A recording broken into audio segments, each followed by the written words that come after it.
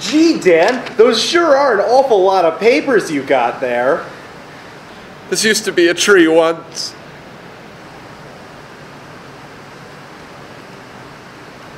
Hey! I didn't tell you to go anywhere, punk. Dan, you don't seem like yourself today, buddy. I'm not, Harry. I'm a guy with a lot of actual responsibility. It makes me itchy. Well, at least the first 2 episodes of the show went pretty well.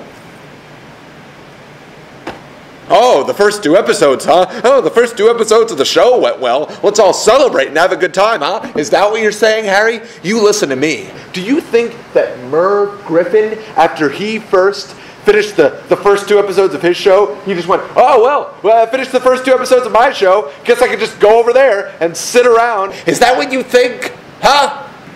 Well, I mean, I'm not exactly boss. No, Harry. No. Merv Griffin put lots of blood, sweat, and tears into his work. Merv Griffin slaved over what he made, Harry, and Merv Griffin did not take no for an answer. What's your point, Dan? These cold opens here are only supposed to last us about a couple of minutes, this manual here tells me. My point, Harry, is that I'm swamped. I'm tired, and I missed my spin class today. Well, why don't you get Manager John to come out and help you with some or all of the work if you're so swamped? Oh, I tried calling him, but I forgot that he only responds to maritime flag semaphores. And all of your flags are in the shop! Anyway, I'm sure he's doing something for the show's benefit. I can't do this alone, Hare. I don't think our little crew can do this alone either. Although they wouldn't be alone, because they're a crew. That's the beauty of it, Harry. But I still don't think they can do it. No. Now, what we need is some tight-fisted, institutionalized, professional support. Grab a phone book. We're calling the SFPBF. The Society for the Protection of Bamboo Forests. Dan, they're not going to help us out in a situation like this. Harry, the SFPBF helps us all every day. Especially Peter the Panda. Well, how about we get in touch with the Student Government Association?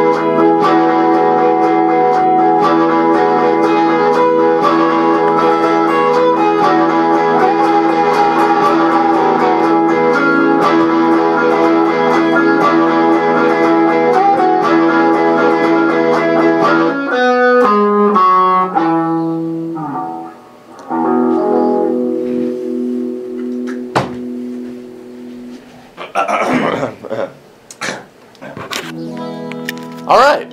Well, thanks, Mike. Yep. So, welcome to interviewing Dan Rosensweet with Dan Rosensweet. I'm Dan Rosensweet. And what more do you really need to know? So, let's see what we have in here. Ah! What's this? What could this be? What? It's a gift in this patented PTV water bottle. Oh, let's see. Mike, what do you think it's going to be? I think it's going to be something good. Oh, and it is. It's jokes that I wrote. Oh, that's awesome. Wowie. You wrote jokes. Wowie zowie. All right. So I did write some jokes today, and they're on this piece of paper that's hard to read because it's all foldy. But and the jokes are about politics, Mike. What do you know why they're about politics? Because we are in a place filled with dang nasty liberals. Just tons of liberals. Like, drowning in liberals around here. It's freaking obnoxious. So... It's actually a great thing that I'm very proud of and happy about. But,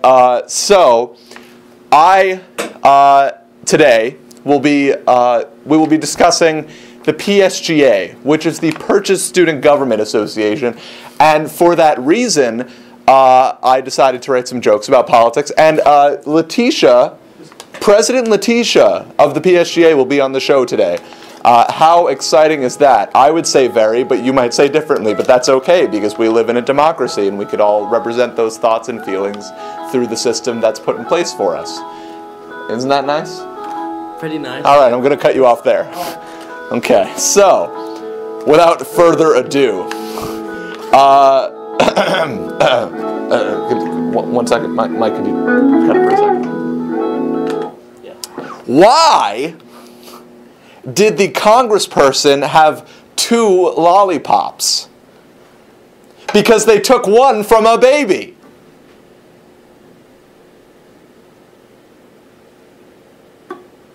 All right. Yeah, that's a good one. All right. Okay. Why? No, stop it. Why did the senator install a new closet in their home? Huh? Why, Dan? So they'd have somewhere to store their skeletons.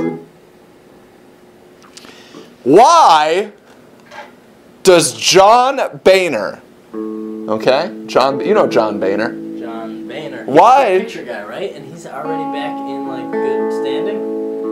We'll talk about this later. Why does John Boehner have orange skin and brown eyes? Because he enjoys getting spray tans and he's full of shit. Right? Right. Okay. Okay. All right, now I got one more for you. Here's a classic one. So a politician walks into a bar and then they stay there all day, drinking to excess in an attempt to numb the soul-crushing guilt and disappointment they experience every single day in their line of work. Can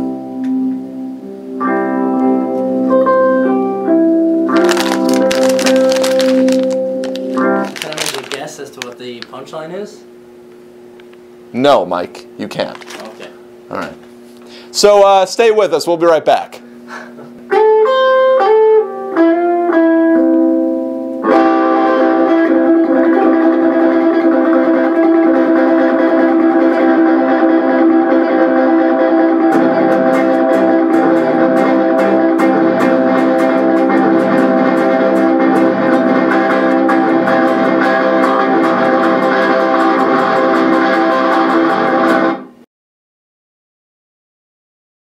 Hello.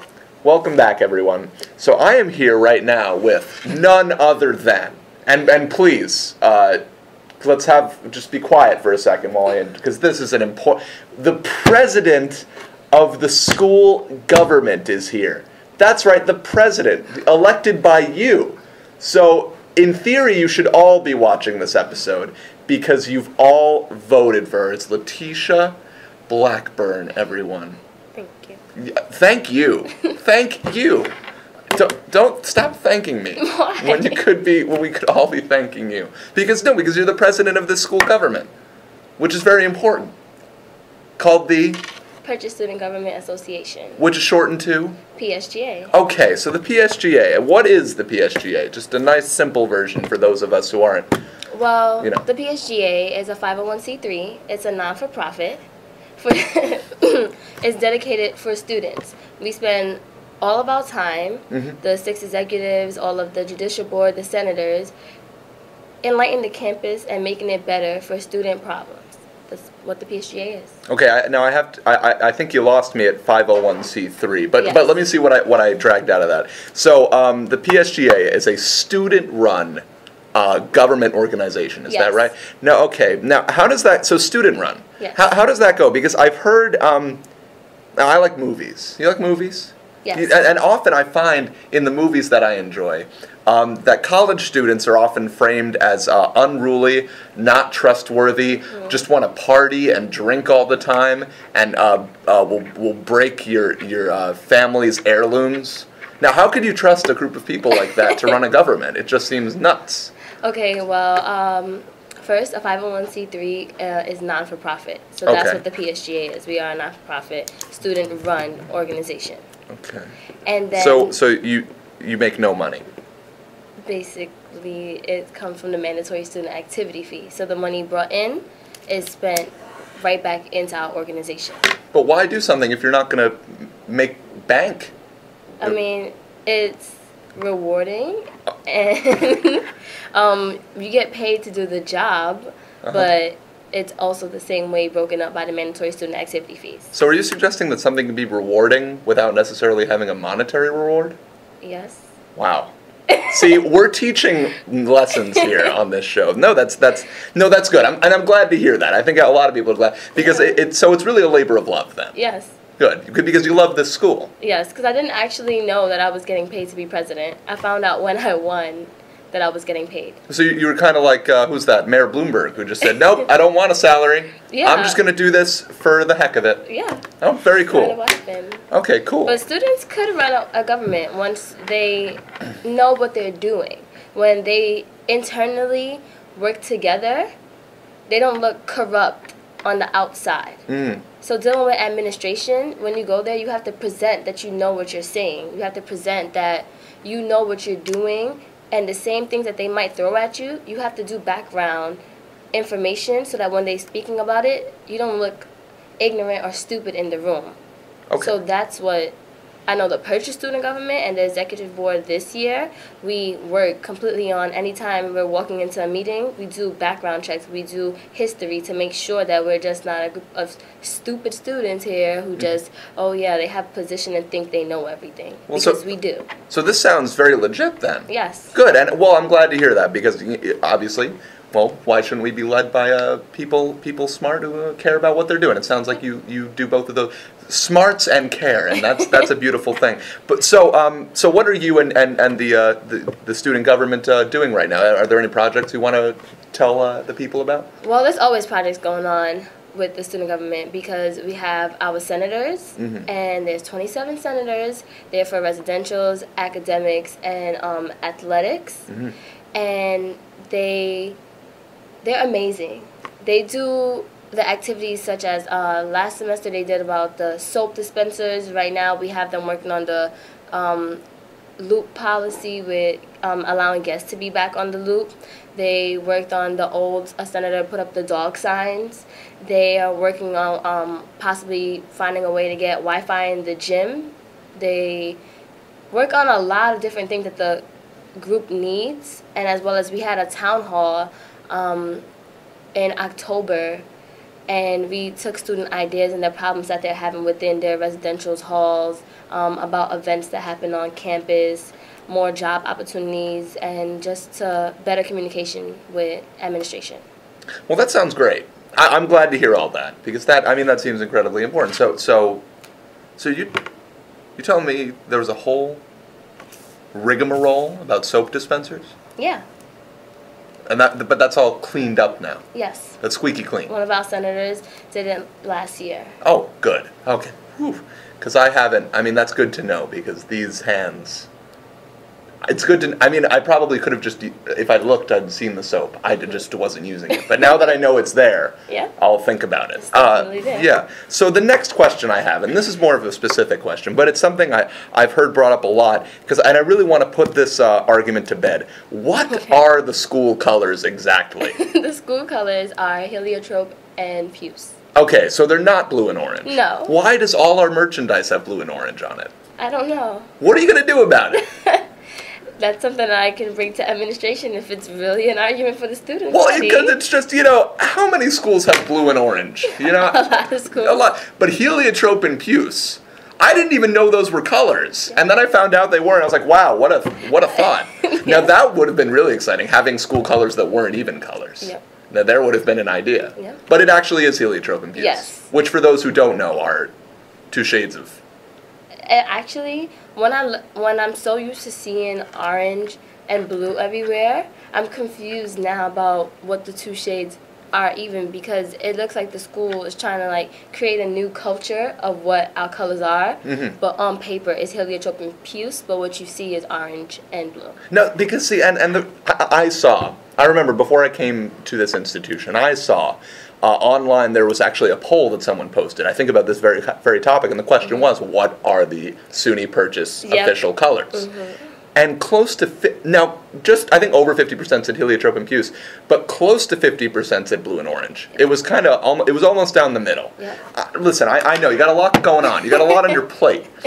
But as you can see, I'm a big advocate of purple. I think it's very complimentary. It's a nice neutral tone.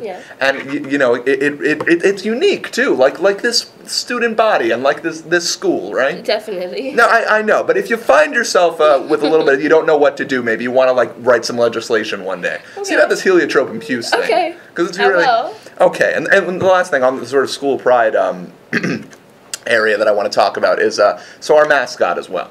All right. So I've heard a little bit of lore about that. Okay. Okay, because right now it's a panther. Yes. Whose name is Perseus. Yes. Okay, so good. I've got that. Percy the panther. But I heard that many years ago it was actually a paintbrush. I don't know. And neither do I. This is just something I was told. Which, granted, I'm not saying we should go back to paintbrushes. I'm not even saying there's too much wrong with a panther. But as with the blue and orange, panthers are a pretty common school mascot. And the paintbrush, while definitely a unique mascot, is a little bit, I mean, that's kind of biased. Yes. Yeah. But I noticed that this school definitely seems to be down with alliteration. We like the double P's. And there's so many great P words in the world, you know, that could be our mascot. I mean, are there any that leap to mind for you? That's a hard question. Yeah. It's hard. I don't know. Because purchase paintbrushes sounds funny. So what were they called? And purchase panthers just rolls off your tongue. It's like comfortable to say. I don't know. Purchase. I don't know. The first P word I think of is pie. What now? Was that the pastry or the number? The pastry. Okay, cool. Or even the purchase pastries. You know, we've got, and I want you to know, I've actually done some of this work for you. I've gone and talked to some people about this. Okay. They've said platypus, they've said pixie, panda. Pixie. Yeah, just like all sorts of things. But you know what I was thinking? I never said it has to start with the letter P to those people, and it was never something I said.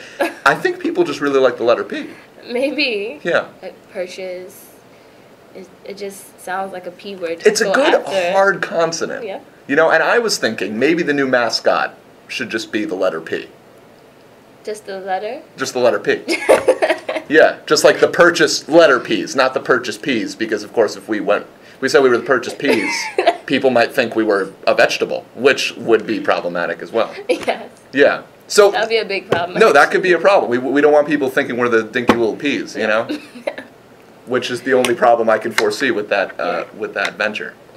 Well, so listen, I know this is a lot to throw at you right now. Just some thoughts I've had. Okay. And, you know, I'm having this opportunity to talk to you, and I know how busy you are, may never happen again. What if I never get to talk to you again? You should make time to come and talk to me. I have office hours. Are you telling me you have time to talk to the people of this school? Yes, I have time. Oh, that's wonderful. Okay, so wait, what are your office hours? Mondays and Thursdays from 4 to 5, and Tuesdays from 1 to 2. So anyone from freshman to senior can come right in and speak to you if they want to? Yes. Oh, that's fantastic. Well, Letitia, thank you so much for telling me all this. Thank you for chatting with me. No problem. Yeah, and put her there. I'm so happy you came to do this, and all right, we'll be right back with some more things and stuff, and you can watch that when the show is back. So do that. Okay, welcome back. So now, typically, before our sketches are played, we have the king of sketch come and introduce them. Today I didn't do that because I know you are a champion of democracy, and I didn't want you to have to butt heads with a monarch. So I just thought that would be more comfortable for those involved. However, if you ever want to sit down and chat with the king of sketch, Okay. I'm sure I'll give you his office hours. All right. Good. All right, but okay. So now, of course, this show would not be interviewing Dan Rosensweet with Dan Rosensweet if we did not interview Dan Rosensweet with Dan Rosensweet. Isn't that right, Letitia? Yes. Yeah. So let's make it happen. So you got any questions for Dan Rosensweet? Yes, Dan Rosensweet. All I have right. a question for you. I think everyone wants to know this. Yeah. What do you want to do with your life after you graduate? Whew! Well, that is a question. See, my thought is first to get Dan Rosensweet, the name, the word, the phrase, the adage, said on television as many times as possible. I would like to have a running count on all television shows to have the phrase Dan Rosensweet said in them. I'd like to make that happen. I'd like to pass a law. You know about those. I'd like to pass a law that all television shows need to say the name, phrase, adage, term, word, Dan Rosensweet a certain amount of times. Every network will have a running count that will combine with the other counters from other networks. Eventually, when it hits 7,800,000,000 and so on, approximately, then there will actually be balloons filled with chocolate pudding that will come down from the air and explode, coating everything in chocolate pudding, which will then dry up and just be flaky and pretty gross, generally. Okay. Yeah, that's definitely the short term. That's the interim plan. In the long term, though, just I think having a nice cabin in the woods overlooking a lake would be nice. Although, by that point, I think the chocolate pudding will have started to rot and probably make it a less than savory experience. Nonetheless, that is the trajectory I see for my life. Okay. Yeah. I'm sorry, I got a little emotional about that just there.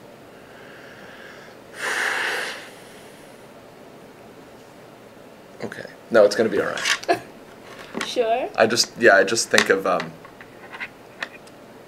that lake with my dog that I have in the future, whose name is also Dan Rosensweet. He's just such a nice dog. What kind of dog? Well, by then, of course, the Dan Rosen Retriever will be a popularized breed of dog, and that will be, of course, the type I'll have. Okay. Yeah. It'll have great hair. It'll have the greatest hair. Okay, we should go. Because I think I need to take a moment. But thank you. That question was a very cathartic question for me. So come back after I dry my tears, and we're gonna have some music for you to listen to. Thank you, Letitia. You're welcome. Thank you. Goodbye. No. Oh no. No. Oh no, that's what we do in a monarchy. Oh, All right, this is a democracy, so we can Right. just Shake hands, Okay, give gotcha. hugs, okay. I'm sorry. Okay, there we go. All right, good. See you soon.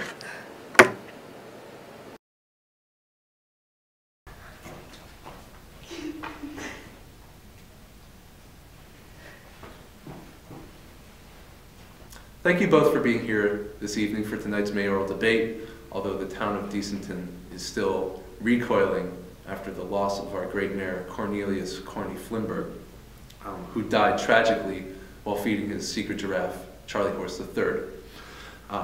Detective Flimberg, no relation, speculated that Mayor Flimberg bled out while watching his hand travel down his beloved giraffe's neck as it made its way to the digestive tract. By the time the hand hit Charlie Horse's stomach, the mayor had bled out. But I'm sure you're both capable of filling his loafers. So for our first prompt, I'd like both of you to express your sincerest condolences for our fallen mayor. Starting with you, Stu. You have 30 seconds. Thank you, Pat. I extend my deepest condolences to Mayor Flimbert and the entire Flimbert family. The people of this town are going to miss him dearly, myself included. Thank you, Mr. Hartman, for that touching tribute.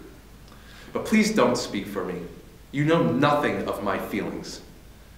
Now, Marla Rufflefeather, you have the floor. Thank you.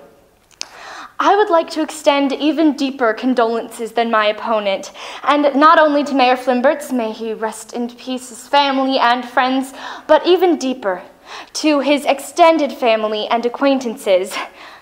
I feel so very deeply for those poor souls who never got the chance to know Mayor Flimbert personally. And I can't imagine the agony they feel knowing that they will never see his shining face again. Now wait, I feel for the extended family and acquaintances too. That's enough, Stu. You've shown your true colors. Next question. What is your stance on the current green bean subsidies? Stu. Well, Pat, I'm glad you asked. I know some people have expressed that they feel that the green bean money could be going elsewhere. But I believe that Deaconton is built on the integrity of our green bean farmers, and I would not change the current policy. By gum, this town's whole infrastructure is based around the green bean, and it would be a disservice to these fine Deacontons to forget that. Why, it was Jeribold Green Bean Fightin' Machine Decent himself who founded this town years ago. And I don't think he'd want to see his favorite crop go unsubsidized. Duly noted. Marla? Well, Pat, it seems to me that my opponent cares an awful lot about green beans, but not so very much about these fine people. If I were to become mayor, I would create subsidies for farmers of all beans, farmers of non-beans, and farmers of all trades, and non-farmers alike. For who is so important that they should not receive subsidies? Riddle me that, Stu Hartman! Excuse me, I'd like to know how my opponent plans to pay for that. Out of my pocket! Of course, because that is how much I care about Deaconton! That's preposterous. Shut up! Shut your mouth, Stu Hartman. Shut it right now. Okay, moving right along. Many people in the town have complained that due to the immense height of our town's flagpoles, they've strained their necks due to the sheer height. So knowing that, what would you do to remedy this situation? Stu, now it's your turn. Well, Pat, I've been there. Now see, whenever I find myself in that situation, I just take a few steps back. Maybe 2 or 3. And then the flag should be in a comfortable space for admiration. I see. Marla. Well, Pat, it seems to me that my opponent is in favor of sore necks and feet. A few steps back? I'm only interested in taking steps forward. And I know the town of Deaconton feels the same. And my first step forward will be the lowering of every flagpole in town a full 1.5 feet, so that everyone can honor Old Glory the way God intended. I can't think of any possible reasons as to why that's not a great idea. Next question goes to Marla again. A hot topic of debate within Deaconton has revolved around one of the town's premier tourist attractions, the Deaconton Nature Walk. Over the years, dirt has accumulated in such a way that it's getting people too dirty. Your thoughts? Replace dirt with pavement. Genius. Stu, good luck. Well, honestly, Pat, if I became mayor, I'd probably do the same thing. I think that's a pretty good idea. Wow, Stu. Come up with that yourself? Actually, I said it? Well, I never said that she didn't say it. All right, we're going to move on. Stu, I advise you to get your head in the game. Was that the question? Now we'll begin the call-in portion of our debate, where you two will answer questions from Deaconton townfolk. Our first question comes from Mrs. Higginbottom, who is the owner of 23 adorable cats. Now, Mrs. Higginbottom complains that she has a hard time managing the sheer volume of hairballs that are produced by her cats, and not to mention those produced by her husband, Mr. Higginbottom. Stu, your thoughts? I'm sorry, Pat, can you repeat that question? Just as I suspected. Marla. I would set up a furball disposal business to clean up and dispose of the mess every morning and evening, thereby alleviating the issue and generating jobs for the community. Additionally, we can use furballs as green bean compost. Thank you, Marla. Thank you so much. That was beautiful. You can take the next question. And Stu, I'd rather you didn't answer this time around. Beg your pardon? Beg all you want, Stu. My mind's made up. Anyhow, this question comes from a parent who says, my kid scraped its face on the pavement. And what are you going to do about it? Well, Pat, it seems to me that we have no choice but to get rid of pavement. Aha! What is it, Stu? She said that she wanted pavement in the nature walk, but now she's saying that she doesn't want pavement at all. That's a contradiction. Ha ha ha! I don't recall her saying that.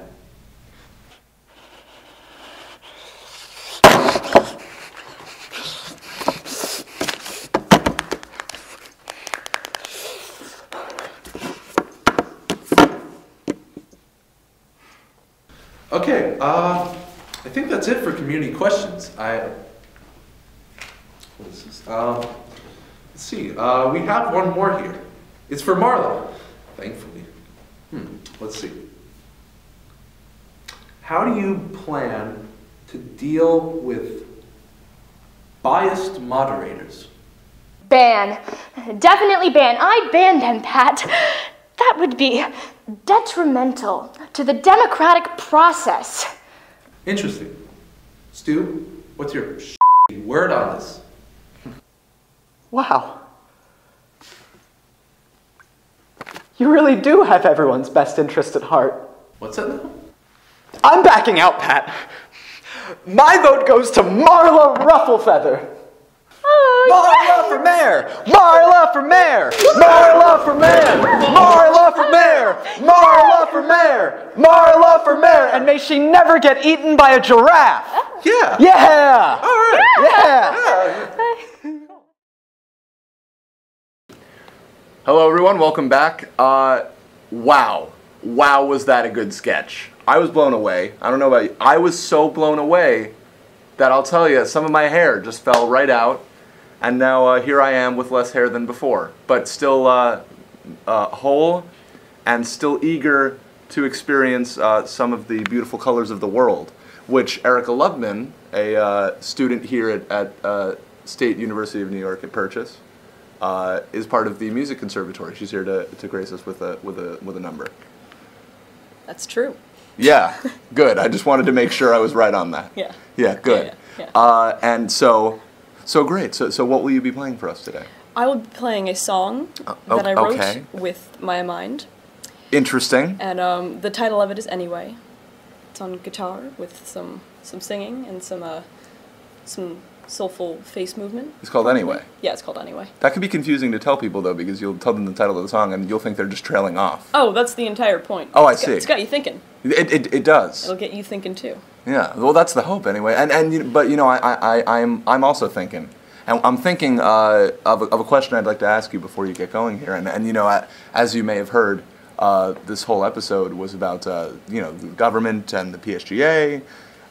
So I was just curious, do you have any words on the PSGA? I hear it exists. Okay. Yeah. Those are my words.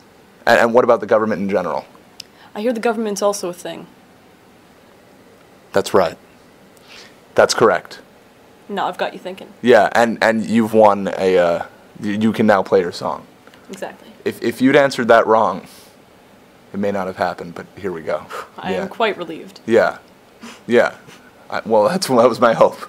Good. Well, now Erica's all nice and relieved, ready to play her song. So anyway,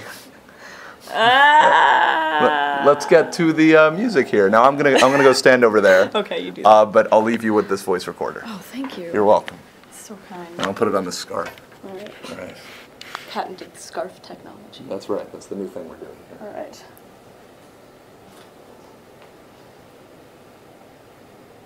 Just tell me when to go. Am I good to go? All right, cool.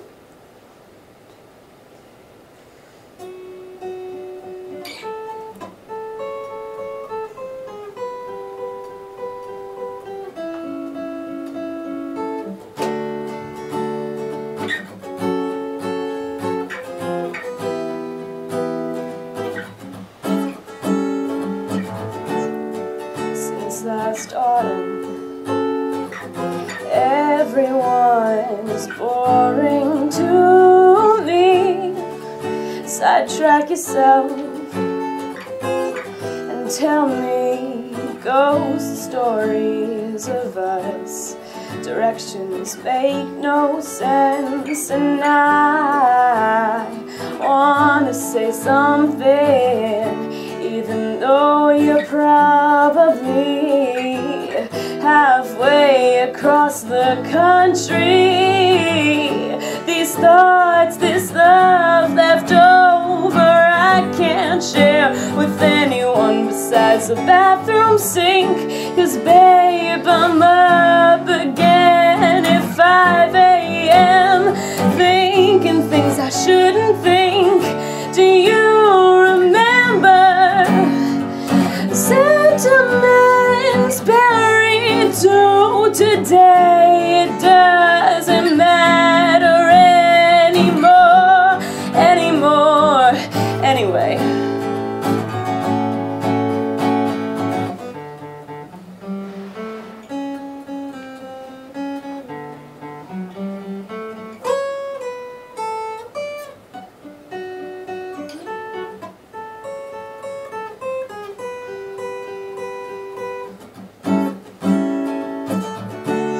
Now I've forgotten how it feels to be caught in your gaze. Some things are meant to fall apart. I can't help but think that some things are meant to stay. These thoughts, this love left over, I can't share with anyone besides the bathroom sink. 'Cause babe, I'm up again at 5 a.m. thinking things I shouldn't think. Do you remember sentiments buried to today? It doesn't matter anymore, anyway.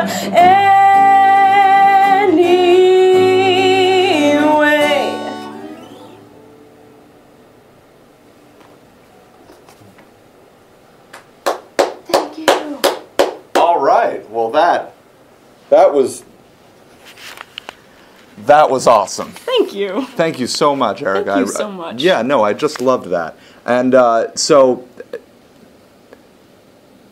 don't worry about it. So, just let everyone know, where can we find more of that? You can find more of this on my SoundCloud. It is Erica Allen-Lubman at SoundCloud, wherever you go on SoundCloud. And hopefully I'll be updating it soon. Great. And so that's Alan... Allen-Lubman, Lubman. Okay, so keep that in mind now.